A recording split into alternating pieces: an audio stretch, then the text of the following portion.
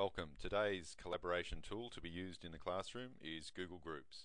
The way I would envisage using Google Groups is for my topic, for instance physics. I would have a group for that subject, so it could be physics, year 11 physics, and what I would have the students would be members.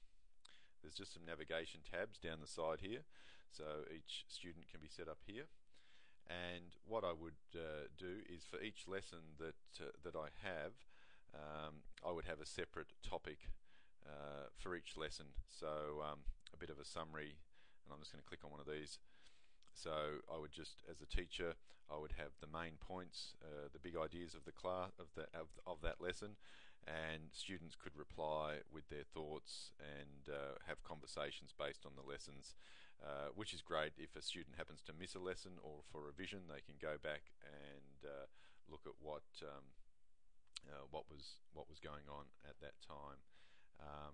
The pages I would have as news that I would want to convey to my class, and also if for revision and homework and those sorts of things, I would have that as here, because when you go into pages here, you can show page details, and the author in this case would be myself, and I would have any sort of news I want to put out to the class, so they can just pick that up easily from the pages there.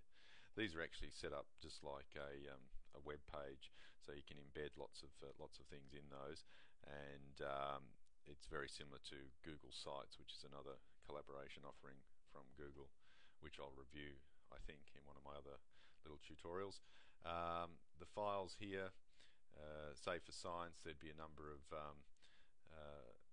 perhaps podcasts or videos, PDF, Word documents, maybe spreadsheets with data that I may want the students to have, and I can list them all and upload those there.